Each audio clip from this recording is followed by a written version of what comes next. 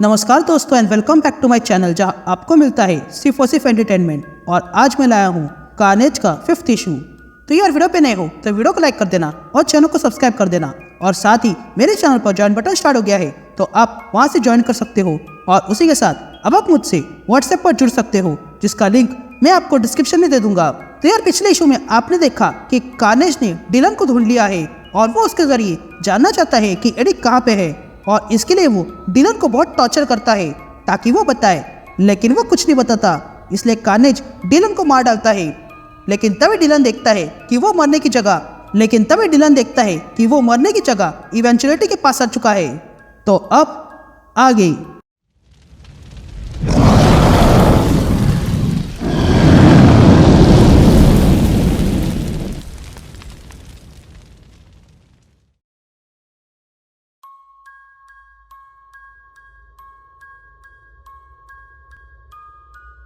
All right gang. तो issue की शुरुआत में हम कार्नेज को देखते हैं जो कहानी बता रहा है कि किस तरह वो डिलन तक पहुंच गया। ये इशू बेसिकली कार्नेज के पॉइंट ऑफ व्यू से हमें दिखाया जाता है। तभी हमें एडी दिखता है जो बहुत सालों पहले उसी चर्च में आया था जहां पर अब कार्नेज डिलन को टॉर्चर कर रहा है। तभी हमें क्लेटस दिखा देता है जो उसी चर्च की ओर जा रहा था और उसके हाथ में एक बैग थी जिसमें जैक जूनियर की लाश थी। तभी कार्नेज कहता है कि एडी और मैं एक जैसे है। उसने चर्च में एक ऑफिसर को मारा था और जब उसने ये किया तब वो ये नहीं जानता था कि उस कॉप का एक बेटा है। था। ये कहते ही कार्नेज उस बैग को देखता है और फिर वहां से आगे बढ़ता है और कहता है एडी का भी एक बेटा है जिसका नाम डिलन ब्रॉक है और वो नौकरी ढूंढ रहा है। जिस पर कार्नेज क्लेटस से कहता है अगर ऐसा है तो चलो हम उसे मुबारकबाद देते हैं।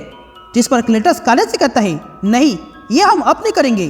पहले मैं चाहता हूँ कि डिलन उसके पिता के बारे में जाने और फिर मैं चाहता हूँ कि वेनम ये देखकर डर जाए, तब मजा आएगा। ये कहते ही क्लेटस वहां पर किसी डोर को नॉक करता है और कहता है क्या तुम डिलन के मकान के मालिक हो? जिस पर वो औरत हाँ कहती है। फिर कुछ देर बाद हम क्लेटस को देखते हैं जिसने उस मकान मालिक को बांध के रखा था। और तब कार्नेज जैक जूनियर की लाश बाहर निकालता है और वहां पे लटका के रखता है और फिर वहां पे चर्च का एड्रेस लिख देता है और फिर उस वेयरहाउस के बाहर आ जाता है जहाँ पर डिलन ज्वाइन हुआ है। तभी वहां आने के बाद क्लेटस सीधा उस वेयरहाउस में घुस जाता है।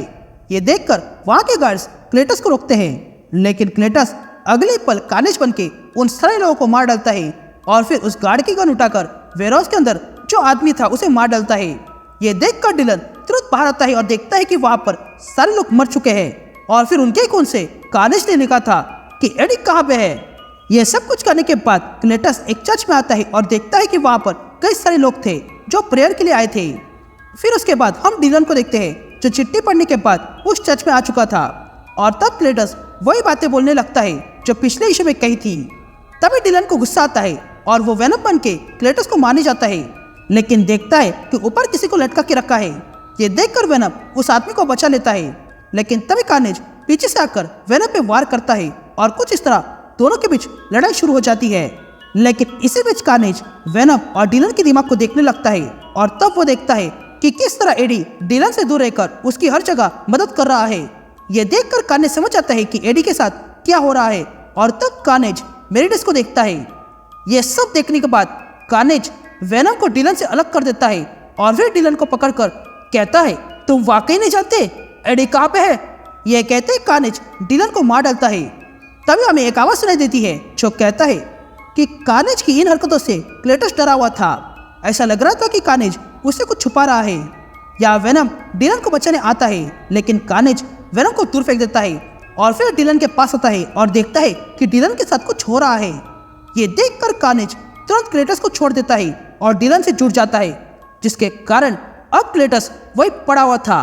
और तब हम देखते हैं कि क्लेटस जैसे ही डिलन से बॉन्ड हो गया था वो कहीं पर जाने लगता है और ऐसे ही वो मेरिडस के जरिए बाहर आ जाता है। And that's it. ये इशू ये कंटिन्यू होता है।